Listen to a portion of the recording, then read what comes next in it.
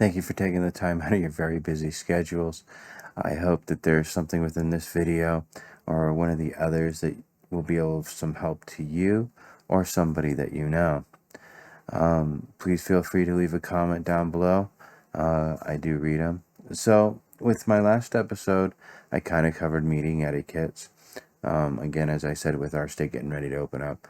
And as I was going over the meeting etiquettes, I came across, I was going through John C. Maxwell's 21 indispensable qualities of leadership, or of leaders. Right? Yeah, or of a leader.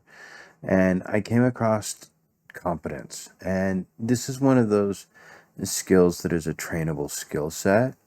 And I just thought I'd go ahead and go over some of the things that I really had stand out to me when I read over the chapter.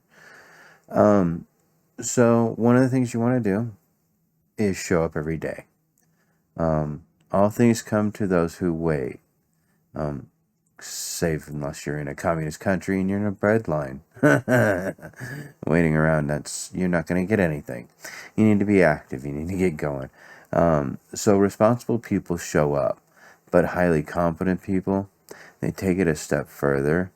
And those are the people that show up not just in body, but in attitude and mind, regardless of the circumstances, ready to tackle the task at hand. Keep improving. Highly competent people consistently search for ways to keep learning and growing and improving. This is why one of the things I'd said in one of my earlier videos, and I do keep going, I will bring up more often than not, is, have you read your 10 pages today? 10 pages of a good book. There's plenty of books out there that can be found that would qualify as a good book for improving in areas of competence or sales, or there is a multitude of books. So one of the things you want to keep doing is you always do want to keep improving. Whether it's, again, specifically honing your skills or just improving as a person. And then, of course, follow through with excellence. Now, William A. Foster, he's a Medal of Honor recipient. He had a great quote, and I thought I'd go ahead and it's, quality is never an accident.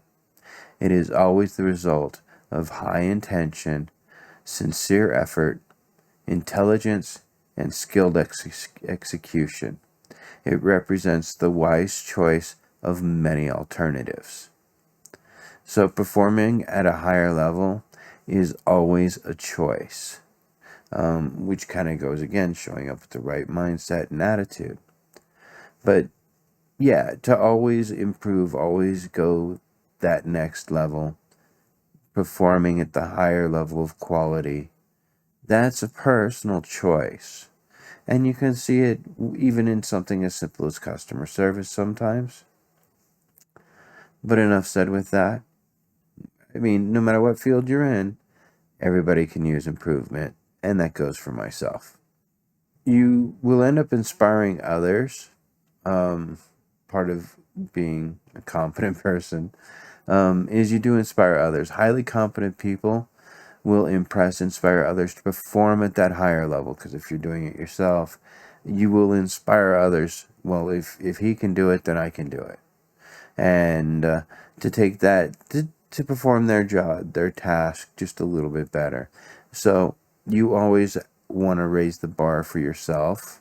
So, and that kind of goes with, the idea of, you're only as good as, well, you're only as good as you are. So, accomplish more than expected. That successful people are always trying to go the extra mile.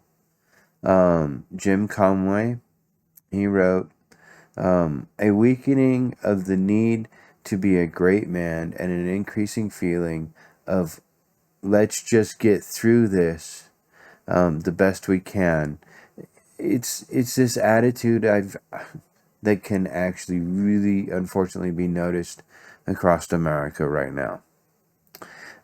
Successful people, they can't afford to, you can't afford to have that attitude if you expect to be successful of just, well, let's just get through this the best we can. Okay? You always want to, again, have the attitude to do the task that's needed at hand, and then to go a little bit more, to do some more, to go that extra mile. So when people think about people who are competent, they really only think of three types of people. The first type are those who see what needs to be done and have it happen. It's great for managers and management and whatnot. Those who can make it happen. Personally, I kind of like this group. And the reason for that is because the third group are those who can make it happen when it really counts. The only problem with that is most people don't like to pay the fees that go with that statement. Where I really often find myself problem solving. They say promoting is one of the highest paid skills, but I'll tell you, problem solving, it's got to be up there as well. But enough said with that. Moving on. When it comes to your profession, where do you consistently perform? Looking back at that question, or at the three.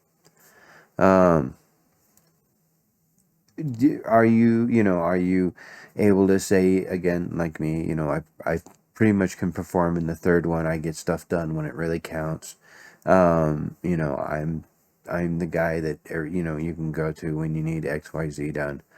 Yeah, that's where I tend to find myself. So to improve our competence, figure out why you've kind of become sort of sedate. If you are sedate in your current occupation or with your current tasks or whatnot, figure out if you become mentally or emotionally detached from your business, and then determine to give it the appropriate amount of your undivided attention. Unless, of course, you find, that you're just not interested, but then you have to ask yourself why you got into it.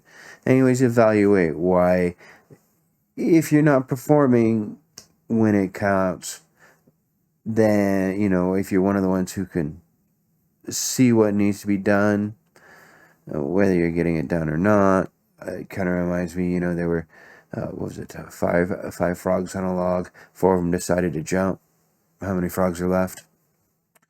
So, make sure that, you want to keep doing it. Why did you become detached if you are, and how to get yourself re-engaged with your business.